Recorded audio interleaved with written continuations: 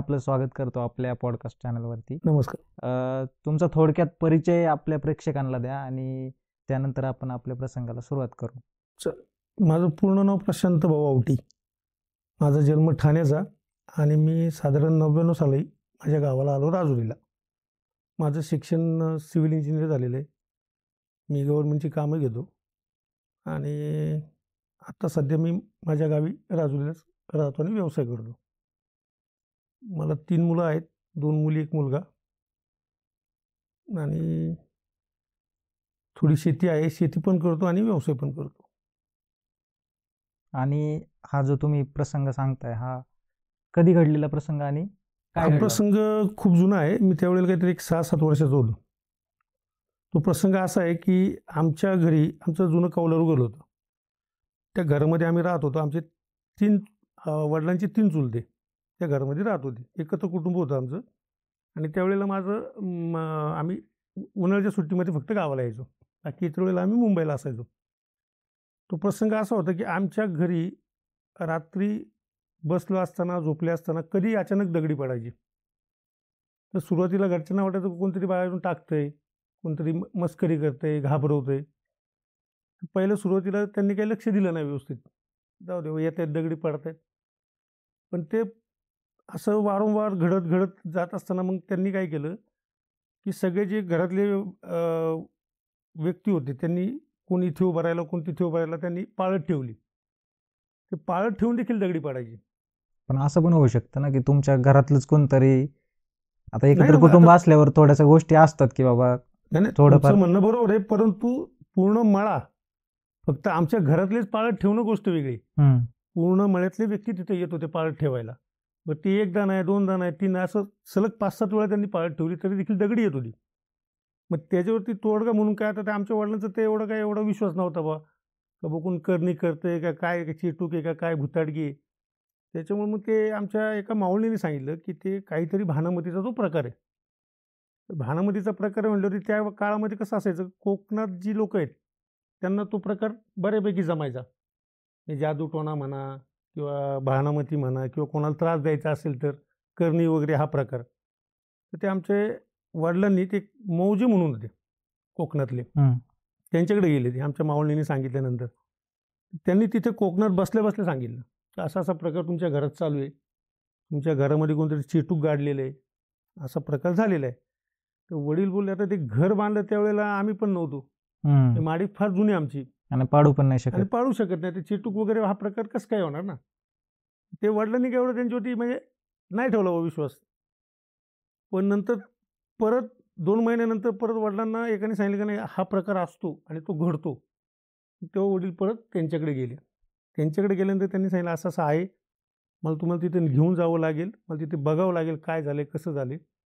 मग वडिलांनी त्यांना इथे आणलं, ते पाहिलं तर त्यांच्यासमोर देखील रात्री दगडी पडली. मग त्यांनी आम्हाला दगडी गोळा करायला सांगितली. आम्ही अक्षरशः ती दगडी गोळा करून अशी लावून ठेवली घराच्या पुढे. सकाळी उठलो दगडी गायब. त्यामुळे अंगावर अजून काटा आला. म्हणजे एवढं आम्हाला ते कळत नव्हतं नेमकं काय चाललंय. कौल फुटत नाही, कोणाला इजा होत नाही, फक्त दगडी पडतायत गळत खाली येत आहेत आणि सगळे गायब होत आहेत. मग त्यांनी ते काय विधी करायचा तो केला. तो विधी केल्यानंतर ते इमिजिएटली ते थांबलं. त्यामध्ये आम्हाला नंतर आम्हाला अशी सवय झाली ती का जरी दगड नाही पडला तरी आम्हाला वाटतं दगड पडला. कारण ते वारंवार घडत गेलं ना, ती एक मानसिकता तयार झाली, भास व्हायला लागला. पण ते बंद झालं. त्यानंतर आमची उन्हाळ्याची सुट्टी संपली, आम्ही मुंबईला आलो. तर आमचं त्यावेळेला चाळीमध्ये राहायचो आम्ही. म्हणजे साधारण 78-79चा पिरियड असेल. आम्ही चाळीमध्ये राहायचो. तेव्हा चाळीतलं घर कसं असायचं, इकडे एकच रूम, त्याच रूममध्ये एका बाजूला किचन, इकडे मोरी आणि असं झोपायला वगैरे बसायला जागा. तर आम्ही 5 भावंड, त्यातल्या मोठ्या बहिणीचं लग्न झालेलं होतं आणि 2 बहिणी आणि आम्ही 2 भाऊ. आम्ही 4 असे झोपायचो आणि इकडे आई वडील झोपायचे. तर त्या साईडला मोरी असायची. त्या मोरीवरचा ब्रश उडून आमच्या दोघांच्या मध्ये येऊन पडायचा. म्हणजे ते कळत नव्हतं आम्हाला. ते पडल्यानंतर पडला असेल किंवा काय झालं असेल म्हणून आईने तो उचलून ठेवला. तो उचलून तिथे ठेवून आई परत झोपायला आली का तो परत उडून येऊन पडायचा. असं आईने 3 वेळा केलं. मग आईने वडिलांना उठवलं. वडील बोलले हे काहीतरी वेगळंच घडतंय बा. परत त्या मौजेंकडे गेली. मग त्यांनी सांगितलं का ते तुम्ही जे तिकडं बंद केलं आहे ना ती इकडं चालू झाली. मग त्यांनी परत आमच्या घरी येऊन ठाण्याला वागळी स्टेटला विधी केला.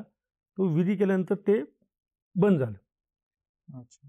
म्हणजे हा एक आणि चेड्याचाच प्रकार होता. हो हो हो हो. आणि आमचा विश्वास नव्हता बसत. आता त्यावेळेला आम्ही शहरात राहत होतो. माझा जन्म ठाण्याचा आणि सुशिक्षित फॅमिली हां, असल्यामुळे आणि ते काय एवढं कोण आणि आमच्या पूर्ण कुटुंबामध्ये कधीच कोणी देवलक्षीकडे कधी जाणं हा विषयच नाही. फार फार तर ब्राह्मणांकडे जायचं, भाऊ काय मुहूर्त काढायचा आहे, काय करायचं याच्या व्यतिरिक्त कधी आम्ही तो प्रकार पाहिला नव्हता आणि काही झालंही नव्हतं. आणि मग ते झाल्यानंतर ते बंद झालं आणि त्यानंतर मग आम्हाला आज तागायत. पण आजही तुम्हाला सांगतो, तुम्ही माझ्या घरी या, रात्री मुक्काम करा. तुम्हाला 100% सांगतो आमच्या आजही आम्हाला असा भास होतो, की आमच्या घरावर दगड गडगडत खाली येतोय किंवा आमचा दरवाजा कोणतरी वाजवते. आजही आम्हाला भास होतात. ते कायमचंच असल्यामुळे तुम्ही नाही आम्ही ते डोक्यातून आपल्या डोक्यातच नाही ना. आपण कधी कोणाचं वाईट केलं नाही. आपण कशाला कोणाची करणी करायला जातोय. पण ती शक्ती जी आपण म्हणतो ती एक विद्या, ती आजही आहे लोकांकडे आणि त्याचा कोण ना कोणतरी गैरवापर 100% करते. पण आम्ही ते दुर्लक्ष करतो. आजही तुम्ही माझ्या कुटुंबामध्ये माझी मिसेस असेल, माझी 2 मुलं आहेत आता, मोठ्या मुलीचं लग्न आलं. तुम्ही त्यांना येऊन विचारा ते तुम्हाला 100% सांगतील भास होतो. दरवाजा वाजवल्याचा भास होतो, कौलावरनं दगड खाली गडगडत आल्याचा भास होतो. हा जो प्रकार आहे तो आहे त्याबद्दल आणि त्यात मी स्वतः डोळ्यांनी पाहिलेलं आहे. ते दगडी देखील आहेत ना आपण म्हणतो ते कौल फुटत नव्हतं आम्हाला म्हणजे असं आश्चर्य वाटायचं की एवढा जड दगड जर कौलावरती पडला तर कौल फुटलं पाहिजे. ते कौल फुटत नव्हतं. म्हणजे कोणाला इजा नाही, कोणाला नुकसान नाही, फक्त घाबरवू नये हा त्याच्या मागचा खरा उद्देश होता. झालं आमचं मग ते मुंबईचं पण त्या विधीनंतर ते बंद झालं. आत्ता जो तुम्ही प्रसंग आमच्यासोबत शेअर केला, तो प्रसंग सोडून अजून कोणता प्रसंग आहे जो तुम्हाला आमच्यासोबत शेअर करायचा आहे? आहे ना. एक प्रसंग असा आहे की माझं गाव राजुरी आणि आमच्या राजुरी गावच्या शेजारी एक बुळी गाव आहे. आमच्याकडे उन्हाळ्याच्या सुट्ट्यांमध्ये किंवा उन्हाळ्यात एप्रिल मे पिरियड जो असतो फेब्रुवारी नंतरचा मे एंडपर्यंत आमच्या गावांमध्ये जत्रा असतात वेगवेगळ्या देवांची, देवीची. त्या जत्रेनिमित्त काय असतं संध्याकाळचं करमणुकीचा कार्यक्रम म्हणून तमाशा असतो. तर आम्हाला लहानपणापासून तमाशा पाहायची फार आवड. कारण आम्ही मुंबईवाले. आम्ही कशा स्टेज शो असं हा प्रकार आपल्याला माहीत नाही. आम्ही फार फार तर जाऊन टॉकीजमध्ये पिक्चर बघणे याच्या व्यतिरिक्त आपल्याला काही माहीत नाही. मग ते 1-2 वेळा तमाशे पाहिले. ते जरा टिंगल मस्करी चालणे वगैरे मग ते थोडं आवड तयार झाली. तर एक साधारण 97 किंवा 98 साल असेल आणि बोरीगावची आमची यात्रा असते 3 दिवस. त्यातले 2 दिवस तमाशा असतो. मी पहिल्या दिवशी तमाशा पाहिला. अमन तांबेचा तमाशा होता आणि दुसऱ्या दिवशी परत तमाशा पाहायला निघालो आम्ही. त्यावेळेला आमच्याकडे गाया होत्या. आम्ही 3 टाईम दूध काढायचो.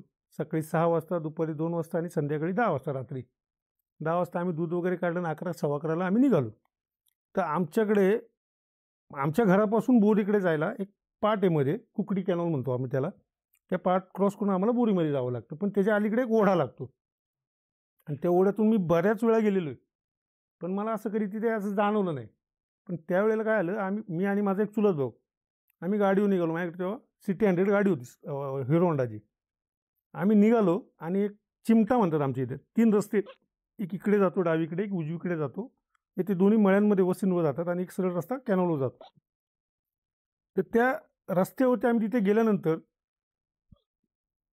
एक निदर्शन आलं की काहीतरी असं म्हणजे आपल्याबरोबर घडतंय की आपण रस्ता चुकलोय किंवा आपल्याला अंतर कापलं जात नाहीये. परंतु गाडी चालू आहे, रस्ता खराब आहे आणि मी वारंवार जी बाभळ माझ्या उजव्या बाजूने पास व्हायची तेव्हा असं वाटायचं की परत येते. तर मी थोडंसं म्हटलं काहीतरी वेगळं वाटतं म्हणून मी गाडी थांबवली आणि आजूबाजूला फिरून पाहिलं. अरे म्हटलं आपण खूप वेळ झाला इथंच फिरतोय, असं नाही व्हायला पाहिजे. तो माझा भाऊ थोडा घाबरला. त्याने मला म्हटलं अरे ते असं घरकंडा वगैरे असतो वगैरे. म्हणलं हे ते घरकंडा फिरकंडा काय नसतं म्हटलं. तर आम्ही मुंबईवाले, आता आम्ही दिवस रात्र मुंबई आपली जागी, तर भूत फिर आम्हाला कधी पाहिलं नाही, आम्ही कधी गेलो नाही. तुमचं ते जादू टोना फिना आपल्याला विश्वास नाही. ते म्हटलं एक काम कर, तू गाडीवर बस, मी पुढं चालतो. तो गाडीवर बसला, मी पुढं चाललो. मला लाईट दिसते, गाडी चालू आहे. मी पुढे माझी 20-25 पावलं पुढे निघून आलो. तो माझ्यापर्यंत येत नव्हता. मी अक्षरशः हे त्यावेळेला मला असं वाटलं की काहीतरी वेगळं घटना घडते. तो का बरं येत नव्हता? गाडी चालू पण गाडी पुढे चालत नव्हती. अच्छा. तो गेअर टाकतोय, गाडी रेस करतोय, क्लच सोडतोय, सगळं व्यवस्थित होतंय, पण गाडी पुढे हालत नाही. पण त्याला वाटतंय का तो त्याला चालतोय? वाटतं, तो म्हणतो की मी गाडी चालवतोय, हे काय आलो तुझ्याजवळ? अरे म्हणलं तू जागेवरच आहे, मी 20-25 पावलं पुढे चालत आलोय. बरं मला पुढे चालत जायला लाईट थांबल्यानंतर मला पुढे अंदर चालता येईना ना. मग त्याला म्हणलं एक काम कर, तू तिथंच थांब. आमच्या चुलत्यांनी काय सांगितलं होतं का ते ओढ्यामध्ये एक म्हसोबाचं मंदिर आहे. तर मी त्याला काय म्हणतो, एक काम करू आपण, आता माझा विश्वास नाही पण जाऊ दे, देवा आपला विश्वास आहे ना. म्हणलं हात जोड, म्हसोबा महाराजाकडे हात जोडून आपण म्हणू, म्हसोबा महाराज आमच्याकडून काही चुकलं माकलं असेल तर आम्हाला माफ कर बा. आम्ही असं बोललो. मग त्याला म्हणलं तू उतर, कारण तो घामाघूम झाला, घाबरला. म्हटलं याला जर आता काय झालं तर रात्रीच्या वेळी डॉक्टर बघून यायचं ना. मग म्हटलं आता काय करू, मग त्याला म्हणलं तू उतर. मग त्याला उतरवलं, मी गाडीवर बसलो, चालू केली गाडी, चालायला लागली. आम्ही तमाशाला गेलो, तमाशा झाला, सगळं झालं. आम्ही परत घरी आलो. दुसऱ्या दिवशी आम्ही घरामध्ये आता आमचे जे वयस्कर चुलते वगैरे होते त्यांनी आम्हाला शिव्या घालायला सुरुवात केली, तिथं कशाला गेली ना, असं कशाला केलं, काय तुम्ही काय उद्योग केला का, काय वलंडलं का. म्हटलं वलंडाचा काही विषय नाही, आम्ही गाडीवरती होतो ना, वलंडाचा काही विषय नाही. मग त्यानंतर बराच दिवस झाल्यानंतर एकदा पाटवरची मोटर चालू करायला म्हणून मी आणि अजून एक चुलत भाऊ, सूर्यकांत पाटील त्यांचं नाव आहे, आम्ही दोघंजण निघालो. तेव्हा पण असंच घडलं. त्याला म्हणले का असं घडतं म्हणून मी त्याला म्हणले एक काम कर, गाडी थांबव इथंच आणि खाली उतर. गाडी बंद केली. परत तोच प्रकार, म्हसोबा महाराजा काय आमच्याकडून चुकला असेल तर आम्हाला माफ कर. इन्स्टंट आम्हाला लगेच गाडी स्टार्ट झाली आणि गाडी पुढं चालत गेली. पण आजपर्यंत त्याचा उलगडा झालेला नाही. म्हणजे कशामुळे झालं? हो. आणि बरीचशी लोक म्हणतात का तिथे काहीतरी गारकांडा वगैरे म्हणा किंवा काहीतरी आहे बा तिथे. अजूनही होतं का लोक? हो, अजूनही होतं. फक्त त्यांचं म्हणणं काय आहे की मी ते आमचे कारभारी गुरुजी होते, ते वारले, आता एक्सपायर झाले, 100 वर्ष आयुष्य जगले ते. त्यांना त्यांच्या वडिलांनी सांगितलं होतं, तेव्हा माझ्या अंगावर काटा येतो लगेच. त्यांना त्यांच्या वडिलांनी सांगितलं होतं की काही जागा अशा असतात का त्या जागेवरती तुमच्या रक्तवाहिनी आणि तुमच्या राशीचं जे नक्षत्र असतं ते जर मॅच झालं तर तुम्हाला तो झटका बसू शकतो. हे त्यांना त्यांच्या वडिलांनी सांगितलं. त्यांनी ते आम्हाला सांगितलं होतं, कारण ते त्या म्हसोबा महाराज देवस्थानाजवळ त्यांचं घर होतं ना. मग आम्ही त्यांना विचारलं देवाची पॉवर कुठपर्यंत आहे बा. थोडक्यात आपण म्हणतो ना आपल्याला मोबाईल आता इथे रेंज नाही, तिची रेंज गेली. व ते देवस्थान त्याचा हा जो ओढा आहे ना, ह्या ओढ्यावरती पूर्ण लक्ष त्या देवाचं होतं, म्हणून त्याचं आपण दरवर्षी यात्रा घालतो. मग त्यावेळेला मग आम्ही म्हटलं त्याला काहीतरी आहे भाऊ. पण त्यानंतर मी नंतर बऱ्याच वेळा गेलो तिथून, कारण आम्हाला मोटर चालू करायला पाठवायची झालं तोच रस्ता, दुसरा रस्ता नाही. पण नंतर मला कधी आज तागायत मी साधारण 2000 साल म्हणजे 24 वर्ष आली आता, परत मला कधीच नाही त्रास झाला. पण असा बहुतेक लोकांना त्रास झालेला आहे, त्यांच्याकडून मी ऐकलेलं आहे. आणि मी त्याच्यावरती विश्वास का ठेवला, तर मी त्या घटनेचा स्वतः साक्षीदार आहे म्हणून मी त्याच्यावरती विश्वास ठेवला. बाकी इतर किती जण जातात रोज, आता बोरीची लोक, भरपूर लोक, आता आमच्या गावामध्ये शनिवारचा बाजार भरतो, शनिवारच्या बाजारला येतात जातात, अमावस्या पौर्णिमा काही कोणाला त्रास, पण कोणाला तरी असं वर्षातून 2 वर्षातून ऐकायला येतं की कोणाला तरी तिथे त्रास झालाय म्हणून. म्हणजे ते जे कुठेतरी तिथे एक निगेटिव्ह एनर्जी. आणि तुम्ही मागाशी सांगत होते की तुम्ही मित्रांसोबत कोकणात फिरायला गेले होते, तेव्हाही तुमच्यासोबत एक प्रसंग घडला होता, तर काय होता तो प्रसंग? काय आलं, आमचा एक मित्र आहे समीर खामकर म्हणून, त्याचं गाव देवरुख गाव, म्हणजे देवरुख शहर आहे, तिथून त्याचं एक 6 किलोमीटर अंतरावरती बोरसूत गाव आहे. आणि त्यांच्याकडे संगमेश्वर म्हणून गाव आहे. आता तुम्हाला सगळ्यांना माहीत असेल कोकणामध्ये संगमेश्वर. तिथे दर 14 जानेवारीला मकर संक्रांतीला यात्रा असते मार्लेश्वराची, शंकराचं देवस्थान आहे ते. तर आम्ही तो आमच्याबरोबर 7वीपासून शाळेमध्ये आमच्याबरोबर जॉईन झाला. तर तो दर 14 जानेवारीला आम्हाला त्याच्या गावाला घेऊन जायचा यात्रेला, कारण 14 जानेवारीला सुट्टी असायची. आम्ही 13 जानेवारी रात्री निघायचो, 14 जानेवारी जायचो तिकडे. तरी मार्लेश्वरची यात्रा आम्ही आपलं दरवर्षी जायचो. मी सलग 8 वर्ष गेलो. पण एकदा काय आलं, 2003ची गोष्ट आहे, 3 किंवा 4 असेल माझ्या अंदाजे. आम्ही आपलं त्याच्या गावी गेलो, 13 तारखेला गेलो, 14 तारखेला यात्रेला गेलो, फिरलो, देवदर्शन वगैरे केलं. आणि त्या देवाचं सत्व असं आहे की ती जी पिंड आहे, असं घुमटसारखं हे मंदिर आहे आणि ती पिंड आहे, आणि आतमध्ये असं आपण म्हणतो ना ते गाभाऱ्याला हे असतं, तर ते खाची आहेत अशी दगडाची, म्हणजे ते नैसर्गिक आहे, म्हणजे ते कोणी असं हाताने बनवलेलं वगैरे नाही. तर तिथे त्या दिवशी तुम्ही कुठेही चालले तर तुम्हाला नाग, साप वगैरे सगळे दिसणार, पण ते तुम्हाला इजा नाही करणार. ते देवाचं सत्व आहे. आणि त्याच्या शेजारी एक धबधबा आहे का तो धबधबा 12 महिने त्यातून पाणी पडत असतं. त्या धबधब्याखाली आंघोळ करायची आणि मग देवदर्शन करायचं, असं त्याचं ते यात्रेचं स्वरूप असायचं. तर आम्ही आपलं गेलो आणि आमचं जेवण वगैरे झालं, 10-10:30चा टायमिंग झाला. तर आम्ही मुंबईचे, आपण काय लवकर झोपत नाही, आम्ही बसलो गप्पा मारत. एक मित्र गप्पा मारत, चला आपण मेंढीकोट खेळूया. मेंढीकोट खेळायला सुरुवात केली. तर मी म्हणलं मी आलो एक 5 मिनिटात. मला लागली होती लघवीला. तर मी आपलं थोडं पुढे चालत गेलो. तर 1-2 जण कोणतरी गाडीवरनं मागून येताना मला दिसले, म्हणून म्हटलं अजून थोडं पुढे जाऊया. असं थोडं पुढे पुढे करत मी गेलो, 15-20 फुटाच्या अंतरावरती गेलो. तिथे वस्ती असल्यामुळे म्हटलं जवळ नको जायला. आणि तिथे गेलो आणि मी लघवी वगैरे केली आणि आपलं मी परत यायला निघालो. तर मी चालत पण माझ्या असं निदर्शन आलं नंतर की मी चालतोयच फक्त, माझं अंतर कापलं जात नाही. आणि जे समोर मित्र बसलेत त्यांचं बोललेलं मला ऐकायला येते, मला ते दिसत आहेत ते काय करतात काय नाही. मी एवढ्या कमी अंतरावरती होतो मी, आणि मी हाक मारतोय, अरे समीर, अरे सतीश. त्यांना काहीच म्हणजे एखाद्या माणसाने एखाद्याला हाक मारायचं कमी वळून तरी बघेल ना. त्यांचं काही नाही, त्यांचं रिएक्शन मला काहीच नाही. ते त्यांचं चाललंय त्यांचं व्यवस्थित. असं काय होतं, मी चालतोय मला नंतर जाणवायला लागलं की आपण चालतोय खरं, पण आपलं अंतर कापलं जात नाही.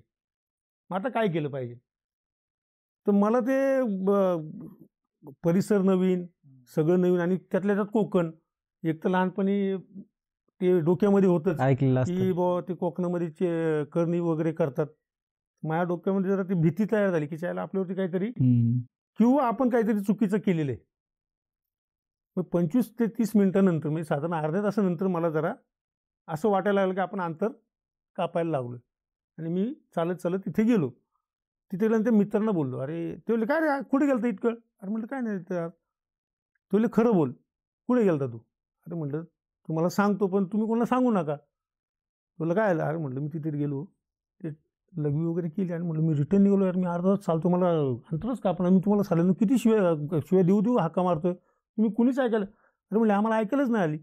अरे म्हटलं मी पाहतोय ना, तू त्याला टपली मारली, तू उठला, पाणी पिला, मी सगळं पाहतोय. म्हटलं एकच काय पाहिलं तू. म्हटलं मला सगळं दिसत होतं, तुम्हाला मी नाही दिसलो का. नाही म्हणले आम्हाला तुझा आवाज पण नाही आला आणि दिसला पण नाही. त्याला म्हणले असं कसं काय घडलं. मग तो जो मित्र होता ना स्थानिक तिथला, समीर खामकर म्हणून, तुला एक काम कर, आता पहिला चल माझ्याबरोबर. त्यांनी मला त्याच्या चुलत्यांकडे नेलं. त्या चुलत्यांना म्हटलं सांग काय काय झालं ते. मग त्या चुलत्यांना म्हटलं असं तू कुठे गेलता. ते बोलले चल माझ्याबरोबर. मग त्यांनी ते बॅटरी कंदील वगैरे घेतली, मला ते जागेवरती कुठे गेलं दाखव. ते जागेवर गेलो, ते दाखवलं. तर त्याच्या पलीकडच्या बाजूला एक साधारण 4-5 फुटाच्या अंतर त्यांचं ते स्थानदैवत होतं. आणि त्या स्थानदैवताला मी ते काय म्हणतो आपण की बाबा जुन्या काळामध्ये त्यांच्या 3-4 पिढ्यांपूर्वी कोणीतरी तिथे उत्खनन करताना तो देव भेटला होता. मग ते स्वयंभू आहे आणि ते त्यांना खूप मानतात आणि ते स्थानदैवत म्हणून मानलं जातं. तर ते चुलते वैतागले माझ्यावरती, म्हणजे तुम्ही मुंबईवाले ना काही पण करता, तुम्ही विचारून केलं पाहिजे, असं तसं हे ते. थोडंसं मला पण म्हटलं आपलं चुकीचं केलं, आपण देवाजवळ नव्हतं करायला पाहिजे, आपल्या डोक्यात काय नव्हतं. मग दुसऱ्या दिवशी मला त्यांनी ते विधी वगैरे करायला सांगितलं, तो अभिषेक वगैरे. मग ते दही भात, अंडं, एक नारळ, एक हार, आणि मग ते त्यांनी त्यांच्या ब्राह्मणाला बोलवून ते विधी, शुद्धीकरण विधी म्हणून पूर्ण केला. मग त्यानंतर आम्ही बऱ्याच वेळा गेलो, पण मला परत काही त्रास नाही आला. पण असाच त्रास त्यांच्या एका चुलत भावाच्या जावाला झाला होता. तो काय आला, तो दारू पिला, आणि दारू पिण्याच्या याच्यामध्ये जसं मी गेलो तर तो पण गेला वाटतं. तर तो बेशुद्ध होऊन पडला होता जास्त घाबरल्यामुळे. फक्त मी काय केलं की माझी थोडी मनाची तयारी होती, हे काय झूट आहे सगळं. आणि ते लहानपणी वडिलांनी वगैरे सांगितलं होतं की असे प्रसंग घडतात, ते काही मनावर धरायचे नसतात. तो बेशुद्ध पडला होता. तर त्याला 2 तासानंतर गावकरी सगळी शोधत निघाले, तेव्हा तो त्याला तिथे भेटला होता. मी असं तिथे प्रकार घडलेला आहे. ती एक घटना मला त्यांनी सांगितली होती तेव्हा. धन्यवाद सर, तुम्ही वेळात वेळ काढून आमच्या पॉडकास्टवर आलात आणि तुमच्यासोबत घडलेले प्रसंग आमच्या ऑडियन्ससोबत शेअर केले. तुमचे खूप खूप धन्यवाद.